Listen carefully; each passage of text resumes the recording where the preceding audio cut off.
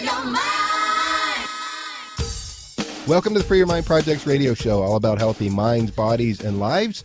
I am Brian, your host, along with my co-host, Wendy, and we started the Free Your Mind Projects because we have experienced the challenges of mental health issues, dealing with bipolar disorder, schizophrenia, Alzheimer's, caregiving issues, depression, but we focus on the good, like our Proposition 63 Mental Health Services Action segment with Jennifer Whitney, in which we bring you inspirational people, programs, providers, experts from across the globe who are inspirational and provide support and help to the millions of Californians who are affected by potentially disabling mental illness. And today, as part of a sort of a two-part series here, Wendy, we welcome back Kathleen Pache from the Los Angeles County Department of Mental Health. Mm-hmm. And we are talking about peer-to-peer, and we're talking about support, and we're talking about the kinds of programs that the county has. And Tara Christian, we welcome you to the Free Your Mind Project radio show. Thanks for having me.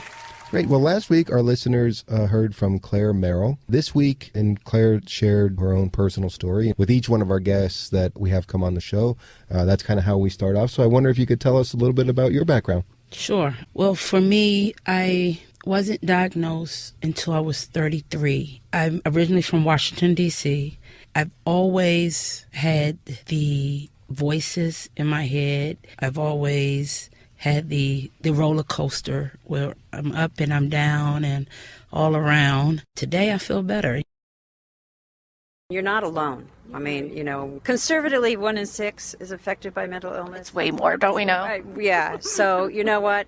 We're all in it, and it's a family affair, and we're all connected. And to me, it actually links you to the human race. It shouldn't separate you. We're trying to put both mental health treatment and substance abuse treatment in the context of a person's whole health, their primary health care needs as well.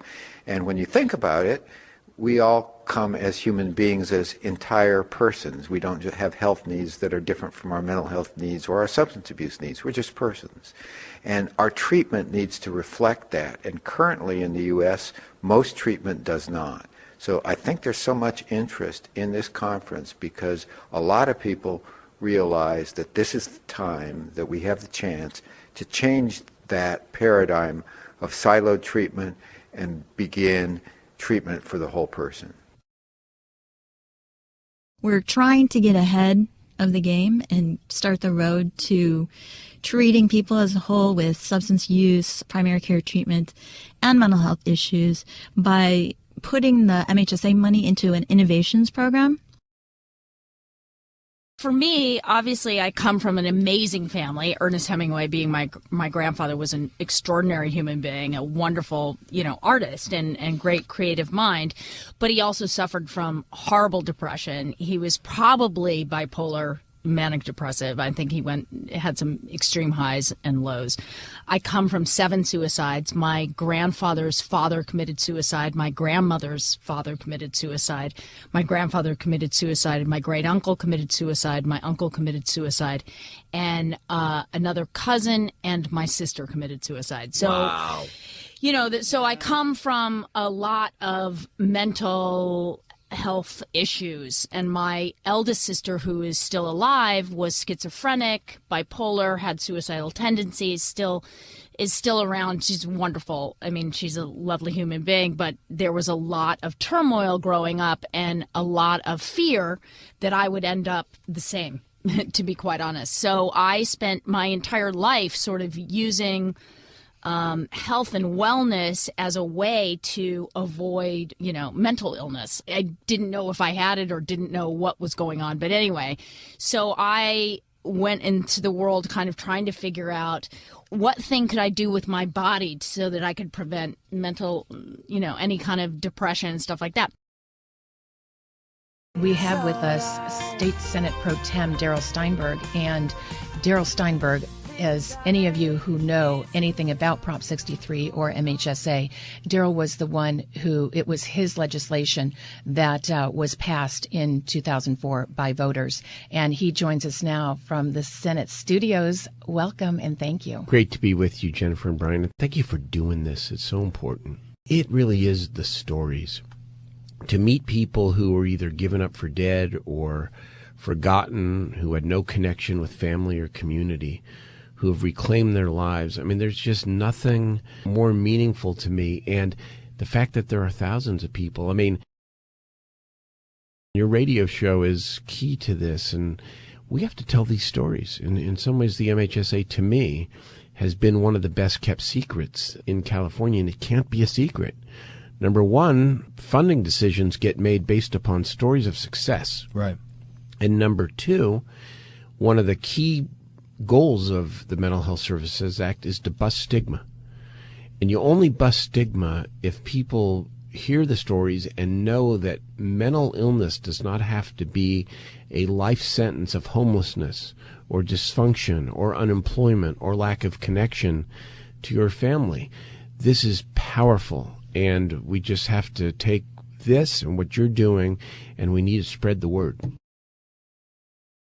Because this is a big anti-stigma campaign, can you say something to the soldiers that are kind of afraid or, kind of ashamed sometimes to go out and get that help? Well, man, I can only imagine what it's like to be in their shoes, but I would say, first off, reach out to each other, get together on their own, because only they can talk about what they went through. And after they do that, then open the doors a little bit and reach out to other people as well. I know for fact there is a huge tidal wave of people out there that will that will offer a job or some brand of opportunity, or will cut you some slack.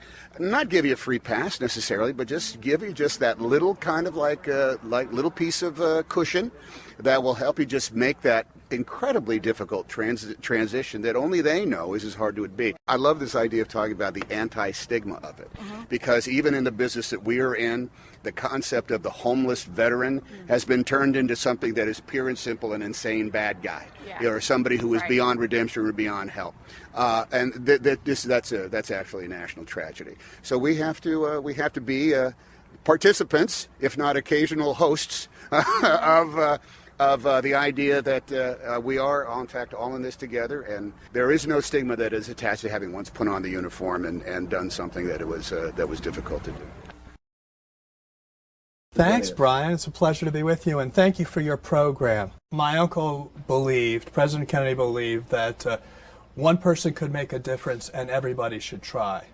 And that the spirit of his famous inaugural, to ask Americans what they could do for their country and not themselves, really elicited an aspirational desire for people to be part of something much bigger than themselves. What we're doing is really embarking on a civil rights fight, because you pointed it out, stigma makes these issues of brain science different, because it's not simply an issue of medical research, it's an issue of discrimination, because we have insult to injury.